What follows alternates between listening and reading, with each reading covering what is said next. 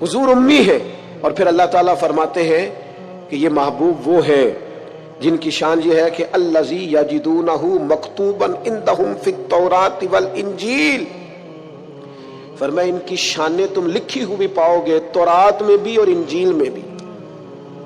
हजरत ईसा तो खुद फरमा गए ना, मैं तुम्हें अपने बाद एक महबूब की खुशखबरी दे के जा रहा हूं जिनका नाम अहमद होगा।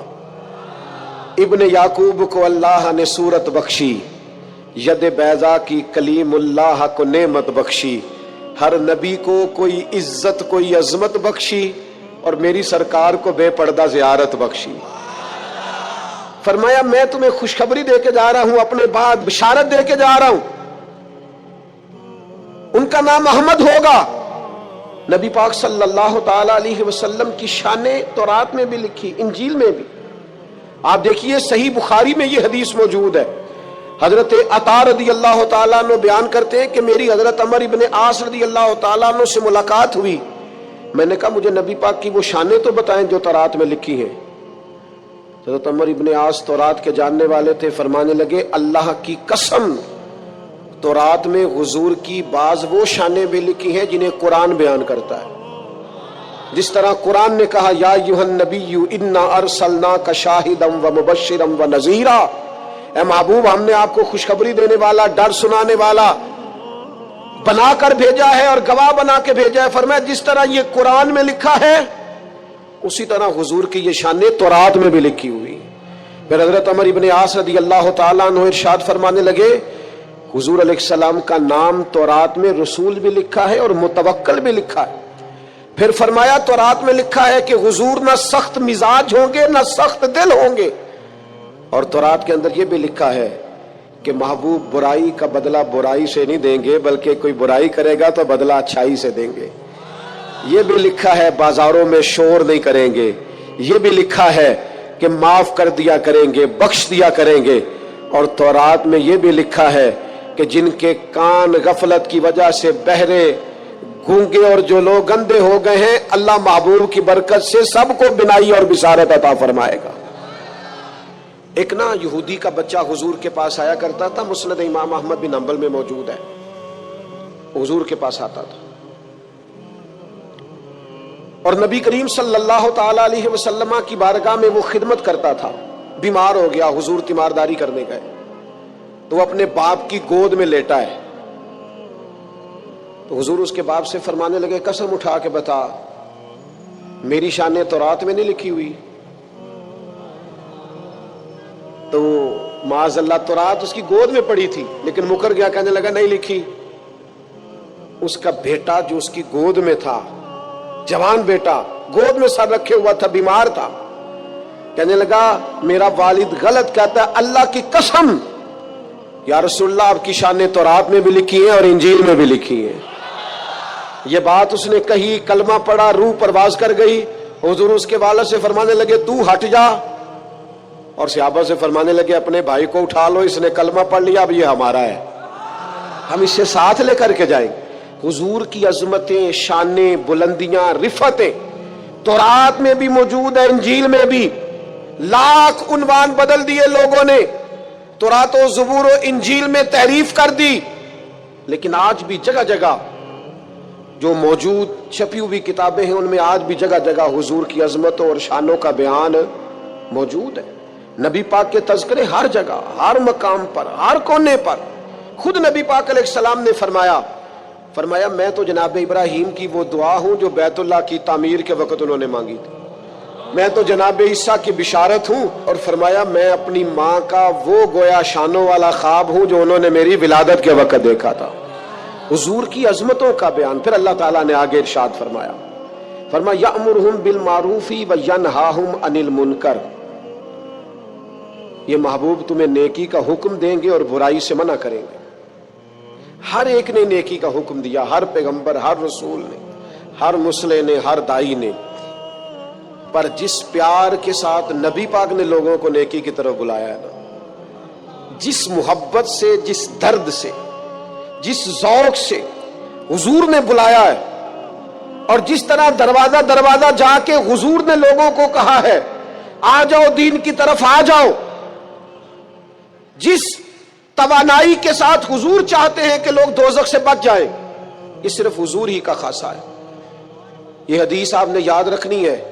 حضور فرماتے ہیں میری اور تمہاری مثال اس آدمی کی طرح جس نے آگ جلائی تھی، آگ روشن ہو گئی تھی تو پتنگے اس میں گرتے تھے، تو وہ آگ جلانے والا بار بار پتنگوں کو روکتا تھا، نہ جاؤ جل جاؤ گے۔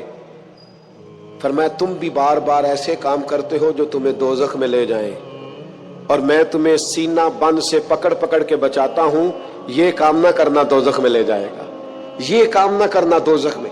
نبی پاک نے ایک ایک مرحلے میں امت کی رہنمائی کی، ایک ایک کونے میں تربیت فرمائی۔ عرب کے لوگوں کو اپنی دانائی پر بڑا فخر اور ناز تھا، وہ سمجھتے تھے کہ ہم سے دانا کوئی نہیں، لیکن جب حضور بات کرتے نا، تیرے آگے ہیں یوں دبے لچے فصحا عرب کے بڑے بڑے، کوئی جانے منہ میں زبان نہیں بلکہ جسم میں جان نہیں۔ عرب کے اندر اختلاف ہو گیا تھا، جب یہ خانہ کعبہ کی تعمیر کر رہے تھے تو اختلاف ہو گیا۔ ابھی نبی پاک علیہ السلام نے اعلان نبوت نہیں فرمایا تھا، پہلے تو بڑے ذوق شوق سے مل کے بیت اللہ شریف کی نئے سرے سے انہوں نے تعمیر کی، لیکن چونکہ رقابت رکھتے تھے آپس میں، دشمنیاں رکھتے تھے، جب حجر اسود کو اپنی جگہ پہ لگانے لگے تو اختلاف ہو گیا۔ ایک قبیلہ کہنے لگا میں کروں گا، دوسرا کہنے لگا میں کروں گا۔ یہ خاندانوں میں بھی اختلاف ہو جاتا ہے، جماعتوں میں بھی اختلاف ہو جاتا ہے، لیکن جو لیڈر اور قائد ہوتا ہے اس کا کمال یہ ہوتا ہے کہ وہ اپنے کارکنوں کو جوڑ کے رکھے۔ اقبال کہتے ہیں کوئی کارواں سے ٹوٹا کوئی بدگماں حرم سے، کیونکہ میرے کارواں میں نہیں خوب دل نوازی۔ اس کا کام ہوتا ہے جوڑ کے رکھنا۔ اب ان کفار کے درمیان، قریش مکہ کے درمیان اختلاف ہو گیا، ایک قبیلہ کہتا ہے حجر اسود میں لگاؤں گا، دوسرا کہتا ہے میں لگاؤں گا۔ ایک سیاںا بندہ بولا، کہنے لگا لڑو نہ، کل جو سب سے پہلے حرم شریف میں بیت اللہ میں داخل ہو اس سے فیصلہ کرا لو۔ وہ جس قبیلے کے بارے میں کہہ دیں گے وہی حجر اسود کو نصب کر دے گا۔ اللہ کی شان یہ کہ صبح سب سے پہلے حرم میں رسول رحمت داخل ہوئے صلی اللہ تعالی علیہ وسلم۔ اب تو یہ سارے خوش ہو گئے کہ یہ تو صادق اور امین ہے۔ آپ زیادہ توجہ کیجئے گا، انہوں نے طے کیا ہوا تھا کہ جو بھی جس کے حق میں بھی آنے والا فیصلہ کرے گا قبول کریں گے۔ تو اگر نبی پاک علیہ السلام کسی ایک قبیلے کا نام لے دیتے تو انہوں نے تو طے کیا تھا کہ جس کا بھی نام لیں گے ہمیں قبول ہوگا، لیکن میرے محبوب امی ہیں، پر رب نے وہ فہم و فراست دیا ہے، وہ کمال دیا ہے، وہ اللہ تعالیٰ نے محبوب کو شان و عظمت عطا فرمائی، وہ بلندی عطا فرمائی ہے نبی پاک کو کہ سرور کائنات علیہ الصلوۃ والسلام کے سامنے دم خود ہو جاتی ساری کائنات۔ حضور نے فرمایا کیا جھگڑا ہے؟ کہا جھگڑا یہ ہے کہ ایک قبیلہ کہتا ہے حجر اسود میں رکھوں گا، دوسرا کہتا ہے میں رکھوں گا، اور کچھ نے تو پیالے میں خون ڈال کے قسم بھی کھا لی ہے کہ مریں گے یا مر جائیں گے، لیکن حجر اسود کسی اور کو نہیں رکھنے دیں گے۔ حضور نے فرمایا یہ لڑائی ہے تمہاری؟ کہا ہاں۔ تو محبوب نے نا اپنی چادر مبارک کو بچھایا، حجر اسود کو اٹھا کے چادر میں رکھا، فرمایا لڑو نہ، سارے قبیلے ہی چادر کا ایک ایک کونا پکڑ لو۔ 12 کے 12 قبیلوں نے چادر کا ایک ایک کونا پکڑا، وہ اٹھا کے لائے جہاں رکھنا تھا۔ محبوب نے اپنے ہاتھوں سے اٹھا کے جو رکھا نا حجر اسود کو، اور پھر پلٹ کر ان کے چہرے دیکھے تو حضور کے فیصلے پر سارے راضی ہو چکے۔ فتح مکہ ہوا اور کچھ عرصے کے بعد ایک بڑا مارکہ پیش آیا، تو اس بڑے مارکے میں مال غنیمت آیا۔ اب اصول یہ تھا کہ جو لوگ نئے نئے مسلمان ہوتے تھے ان کی تالیف قلب کے لیے انہیں زیادہ مال دیا جاتا تھا، کیونکہ ان کے ساتھ لوگ تعلق توڑ دیتے تھے، تو نئے مسلمانوں کو مؤلفۃ القلوب، یہ قرآن مجید کی اصطلاح ہے، ان کو زیادہ دیا جاتا تھا۔ تو مکے میں جو لوگ تازے مسلمان ہوئے تھے حضور نے ان کو زیادہ مال دیا۔ اب انصار مدینہ میں سے ایک دو نوجوانوں نے یہ کہہ دیا کہ حضور کے وہ اپنے رشتہ دار ہیں نا، معاذ اللہ، بس وہ جذباتی بات کسی کی زبان سے نکل گئی، قریبیوں پر توجہ، اور کہیں بھی محبت میں ان کا خیال تھا۔ شارحین کہتے ہیں کہ اگر حضور ادھر نوازنے لگے ہیں تو کہیں ایسا نہ ہو واپس مکے چلے جائیں، محبت میں کہا۔ تب اس پر اللہ کے محبوب علیہ الصلوۃ والسلام نے کیا کیا؟ فرمایا انصار مدینہ کو، یہ مسلم شریف میں موجود ایک ترکی خیمہ تھا، فرمایا انصار کو خیمے میں جمع کرو، خیمے میں جمع کیا تو حضور فرمانے لگے، یہ ذرا انداز دیکھیے میرے کریم، حضور فرمانے لگے مدینے والوں تم کہہ سکتے ہو کہ یا رسول اللہ آپ کے شہر والوں نے تو آپ کو بڑی تکلیف دی تھی، ہم آپ کو یہاں لائے تھے، تم کہہ سکتے ہو؟ ان کی آنکھوں سے فوراً آنسو چھلک پڑے، یا رسول اللہ ہم کون ہوتے، ہم پر تو آپ نے مہربانی کی، آپ تشریف لے آئے۔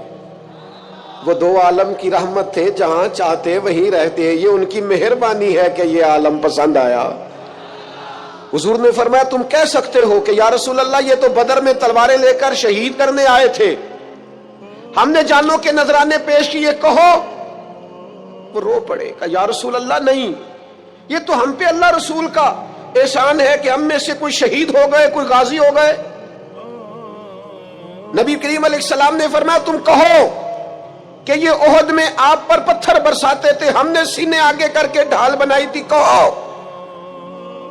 ہر ایک آنکھ آنسو برسانے لگی، آنسوؤں کے وضو ہونے لگے۔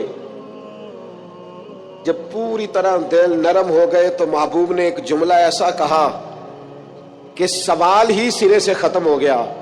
فرمایا مدینے کے میرے بھولے انصار، کیا تم یہ پسند نہیں کرتے کہ مکے والے اپنے گھر جائیں تو بھیڑ بکریاں اونٹ لے کے جائیں، اور تم جب مدینے جاؤ تو اللہ کا رسول اپنے ساتھ لے کے جاؤ؟ کیا تم یہ پسند نہیں کرتے کہ تم مجھے اپنے ساتھ؟ بس پھر تو دل نعرے لگانے لگے، روح وجد کرنے لگی، طبیعتیں کھلنے لگی۔ رسول اللہ صلی اللہ تعالی علیہ وسلم کے لفظوں پر وہ لوٹ پوٹ ہونے لگے۔ حضور امی ہیں پر محبوب بات کرتے ہیں نا تو سینہ ایسے کھل جاتا ہے کہ جیسے نور نالا نور ہو گیا۔ حضور بات کرتے ہیں تو منہ سے پھول جھڑتے ہیں۔ نبی کریم علیہ السلام گفتگو کرتے ہیں تو یوں لگتا ہے ساری باتیں میرے لیے ہی ہیں، ساری باتیں آپ کے لیے ہی ہیں۔ فرمایا جسے اللہ کے رسول حلال کر دے وہ بھی حلال ہے، اور جسے حضور حرام کہے وہ بھی حرام ہے۔ نبی کریم علیہ السلام کو اللہ نے شارع بنایا ہے، شارع۔ حضور اختیار رکھتے ہیں، جو چاہے۔ ایک شخص نے آ کے کہا یا رسول اللہ 2 ہی نمازیں پڑھوں گا، اگر اجازت ہو تو کلمہ پڑھوں۔ دنیا کا کوئی مفتی، کوئی محدث، کوئی مجتہد کسی کو ایک سجدے کی بھی رخصت نہیں دے سکتا کہ چل تو ایک سجدہ کم کر لینا فرض نماز میں، ایک سجدے کی بھی چھٹی نہیں۔ اس نے کہا یا رسول اللہ میں 2 ہی پڑھوں گا، پڑھوں کلمہ؟ حضور نے فرمایا آ جا، تجھے 3 نمازوں کی چھٹی میں دیتا ہوں، تو آ جا۔ وسعتیں دی ہیں خدا نے دامن محبوب کو۔ فاضل بریلوی کہتے ہیں ایسے ہی نہیں، وسعتیں دی ہیں خدا نے دامن محبوب کو، قیامت میں ہمارے جرم کھلتے جائیں گے پر وہ چھپاتے جائیں گے۔ اللہ نے وسعت والا دامن بنایا۔ تو فرمایا جو پاک چیزیں ہیں محبوب تم پر حلال۔ اور سنو میرے یارو، جسے حضور نے حلال کیا ہے وہی پاک ہے، اور جسے محبوب نے حرام کیا ہے وہ خبیث ہے، گندی ہے۔ قرآن کہتا ہے گندی ہے۔ سنو، حضور حلال کریں گے پاکیزہ چیزیں، حرام کریں گے گندی چیزیں۔ نبی پاک نے تجارت کو حلال کیا تو تجارت کا رزق پاک ہے، سود کو حرام کیا تو سود گندا ہے۔ دودھ پاک ہے، طیب ہے، شہد پاک ہے، طیب ہے، شراب گندی ہے، ناپاک ہے۔ یاد رکھنا جسے مصطفیٰ نے ناپاک کر دیا وہ کبھی پاک ہو سکتی، جسے رسول اللہ صلی اللہ علیہ وسلم پاک کہے وہ کبھی ناپاک ہو سکتا؟ یاد رکھو وہی چیزیں پاک ہیں جنہیں میرے کریم نے پاک کیا، اور وہی لوگ پاک ہیں جو حضور کے دروازے کے قریب رہے۔ ابو بکر صدیق بھی پاک، عمر بھی پاک، عثمان بھی پاک، علی بھی پاک، حسن بھی پاک، حسین بھی پاک، ازواج مطہرات بھی پاک، چاروں شہزادیاں بھی، ہر صحابی بھی پاک، اور حضور کے خاندان کا ایک ایک بچہ بھی پاک۔ میرے عزیز، حضور علیہ السلام جو چیزیں نبی پاک، آپ کوئی بھی حلال چیز کھائیں گے وہی آپ کے لیے فائدہ مند ہے۔ حرام چیز کبھی استعمال کرو گے وہ گندگی پیدا کرے۔ پھر آگے ارشاد فرمایا قرآن مجید نے، فرمایا وَيَضَعُ عَنْهُمْ إِصْرَهُمْ وَالْأَغْلَالَ الَّتِي كَانَتْ عَلَيْهِمْ۔ فرمایا جو ان کے اوپر بوجھ ہیں اور ان کے گلوں میں جو توق پڑے ہیں، محبوب وہ سارے توق اتار دیں گے. گلے میں پھندے پڑے ہوئے تھے بنی اسرائیل کے. رات کو جو گناہ کرتے تھے سویرے دروازے پہ لکھا ہوا ہوتا تھا. اور یہاں تک کہ انہیں بعض گناہوں کی معافی کے لیے، قتل کی معافی کے لیے قتل ہونا پڑتا تھا. دیت کی کوئی گنجائش نہیں، معافی کی کوئی گنجائش، قصاص ہی قصاص ہے صرف. لیکن محبوب نے سے سارے پھندے اتار دیے.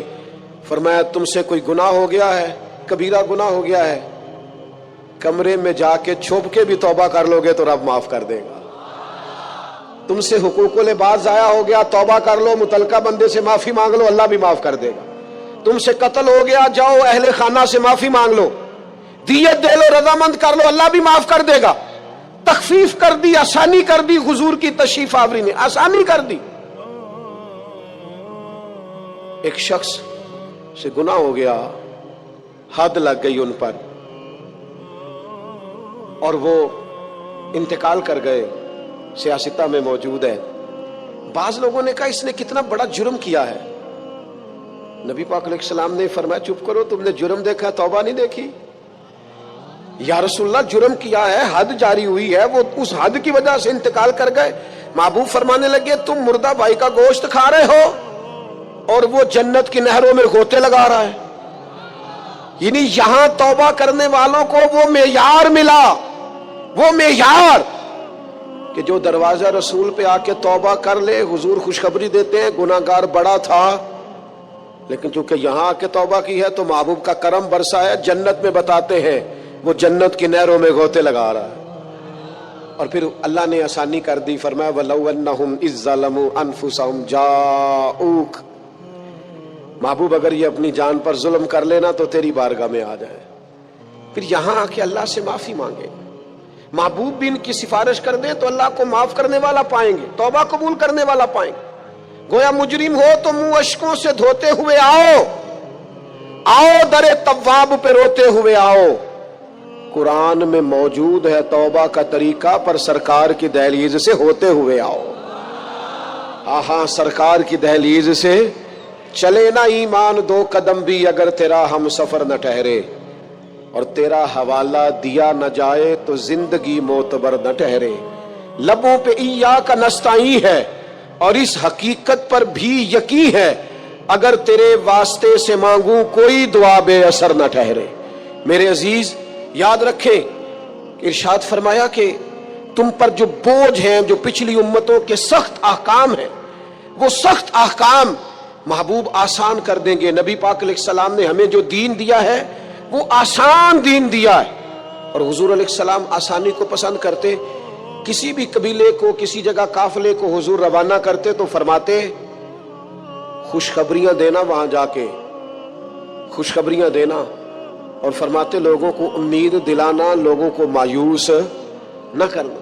ہمارے ملک میں آج کتنے لوگ ہیں جو مایوس کرتے ہیں، بری خبریں دیتے ہیں، لوگوں کے ذہنوں کے اندر ہر وقت مایوسی پھیلاتے ہیں. حضور نے آسان اور خوبصورت دین ہمیں دیا ہے، ایسا دین جو ایک ایک بات قابل عمل ہے، جس پر عمل کیا جا سکتا ہے. عزیز دوستو آسان دین. ایک شخص نے صرف نماز لمبی پڑھائی تھی، بہت لمبی نماز پڑھا دی. حضور کی بارگاہ میں جا کے لوگوں نے کہا یا رسول اللہ یہ بہت لمبی نماز پڑھاتے ہیں، صحیح حدیث میں موجود ہے. تو اللہ کے محبوب ناراض ہوئے. فرمایا میں لوگوں کو دین کے قریب کرتا ہوں اور آپ یہ کیا کرتے ہیں؟ آسان کر کے آپ دین کی تعلیمات تو ساری آسان ہے، آپ آسان تعلیمات کو کیوں؟ بعض لوگ مشقت پیدا کرتے ہیں اور مشکل میں ڈالتے. نبی پاک علیہ الصلوۃ والسلام نے فرمایا عبادت کے معاملے میں بھی، نفل عبادت کے معاملے میں بھی اپنے آپ کو آسانی دو. فرمایا جتنی دیر طبیعت اجازت دے نفل پڑھو، پھر آرام کرو. تمہارے وجود کا تم پر حق ہے، تمہاری آنکھ کا بھی تم پر حق ہے، تمہارے اہل خانہ کا بھی تم پر حق ہے. تو بھائی حضور علیہ الصلوۃ والسلام نے وہ مشکل احکام جو پچھلی امتوں کے تھے وہ اس امت کے لیے آسان کر دیے. اب کسی کے دروازے پر نہیں لکھا جاتا وہ کتنا گناہگار ہے. بڑے بڑے جرم ہوتے ہیں، بڑی بڑی خطائیں ہوتی ہیں، پر اللہ فضل کرتا ہے. بندے معافی مانگتے ہیں، اللہ اپنے بندوں کی پردہ پوشی فرماتا ہے. اللہ کر. اور میں نے پہلے بھی کہا تھا پھر کہتا ہوں قیامت والے دن بھی پردہ رہ جانا ہے انشاءاللہ تعالی، پردہ رہ جانا ہے. حضور کے صدقے کرم ہوگا. نبی پاک علیہ السلام فرماتے ہیں اللہ بندے پر رحمت کی چادر ڈال کے فرمائے گا یہ گناہ کیا تھا، یہ غلطی کی تھی، یہ خطا ہوئی تھی، تو بندہ عرض کرے گا مولا ہوئی تھی، اور ڈرے گا کہ تو میرے گناہ کھلنے لگے.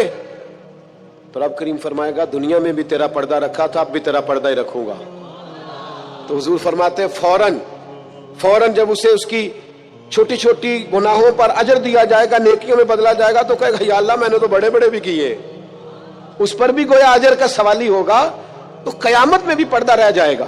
اللہ تعالیٰ نے آگے ارشاد فرمایا فالذین آمنوا بہ، وہ لوگ جو میرے محبوب پر ایمان لائیں.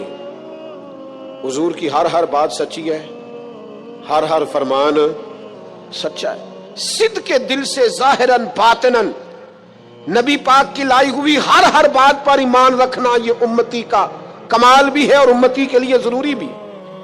اپنے دل کی گہرائیوں سے ہر اس بات پر یقین کر لیں جو حضور نے فرمائی، یقین کامل کے ساتھ ایمان رکھیں. حضرت مولا علی شیر خدا رضی اللہ تعالیٰ عنہ ایک دفعہ بیمار ہو گئے تھے. مسند احمد بن حنبل میں موجود ہے. تو بعض صحابہ تیمارداری کرنے گئے تو جناب شیر خدا کی اس نکاحت کو دیکھ کر پریشان ہو گئے. تو حضرت علی فرمانے لگے فکر نہ کرو، مجھے کچھ بھی نہیں ہوگا، اس بیماری سے میں ٹھیک ہو جاؤں گا. کہا آپ کو اتنا یقین کس طرح ہے؟ تو حضرت علی فرمانے لگے مجھے نبی پاک علیہ السلام نے فرمایا تھا علی آپ اس وقت دنیا سے جائیں گے جب آپ کی داڑھی خون سے رنگین ہوگی. مانا کیا ہے؟ مجھ پر حملہ ہوگا، مجھے شہید کیا جائے گا. ساڈے نبی دی زبان ساڈے واسطے قرآن، جو دن کو کہہ دیا دن ہے تو دن نکل آیا، اور جو شب کو کہہ دیا شب ہے تو رات ہو کے رہی. اور خدا نے ان کی زبان کو وہ اختیار دیا جو نکلی منہ سے ان کے وہ بات ہو کے رہی. اور میرے اعلیٰ حضرت فرماتے ہیں وہ زبان جس کو سب کن کی کنجی کہے، اس کی نافذ حکومت پہ لاکھوں سلام. حضور کے ہر فرمان پر یقین کامل رکھیں. پھر ارشاد فرمایا وَعَذَّرُوهُ، اور محبوب کی تعظیم کریں. نبی پاک علیہ السلام کی تعظیم حضور کی حیات مبارکہ میں بھی اور حضور کی حیات وصال ظاہری کے بعد بھی ایک ہی طرح ضروری ہے. نبی پاک علیہ السلام کی تعظیم کی جائے. صحابہ کیسے تعظیم کرتے؟ حضرت سعید رضی اللہ تعالیٰ عنہ نماز پڑھ رہے تھے، ترمذی میں موجود ہے. حضور نے بلایا، فرماتے ہیں میں جلدی سے نماز مکمل کر کے حاضر ہوا تو نبی پاک علیہ الصلوۃ والسلام نے فرمایا آئے کیوں نہیں؟ تو میں نے عرض کی یا رسول اللہ نماز پڑھ رہا تھا. تو فرمایا تم نے اللہ کا فرمان نہیں سنا کہ جب رب رسول بلائیں تو فوراً حاضر ہو جایا کرو؟ فوراً. علماء نے مسئلہ لکھا ہے کہ عین حالت نماز میں بھی اگر کسی کو نبی پاک بلائیں، عین حالت نماز میں بھی میں نماز پڑھا کہ تین وال ویکھاں مینوں کعبہ بھول گیا آئی اے بھول گئیاں نہیں سب صوم صلاتاں تے اکو یار دا فکر پہ آئی. اسی لیے تو فاضل بریلوی نے کہا تھا آجیو آؤ شہنشاہ کا روضہ دیکھو. کعبہ تو دیکھ چکے ہو، اب یہ کعبے کا بھی کعبہ دیکھو اور غور سے سن تو رضا کعبے سے بھی آتی ہے صدا، میری آنکھوں سے میرے پیارے کا روضہ دیکھو. حضور بلائیں تو علماء نے مسئلہ لکھا ہے امتی نماز پڑھ رہا ہو تو نماز چھوڑ کے چلا جائے، اور حضور جو کہیں وہ سن کے واپس آئے، جہاں سے نماز چھوڑی تھی وہیں سے شروع کر لے، سجدہ صاف بھی نہ کرے نماز پوری کر لے. اس لیے کہ حضور بلائیں تو نماز ٹوٹا ہی نہیں کرتی، نبی پاک بلائیں تو نماز ٹوٹتی. فرمایا تمہیں آنا چاہیے تھا جب میں نے بلایا تھا، کریم کے بلانے سے نماز ٹوٹتی. اب سنو نا، مجھے کہہ لینے دو نا کہ نماز پڑھا کہ میں تین وال ویکھا آ مینوں کعبہ بھول گیا آئی، بھول گئیاں نہیں سب صوم صلاتاں اکو یار دا فکر پہ آئی.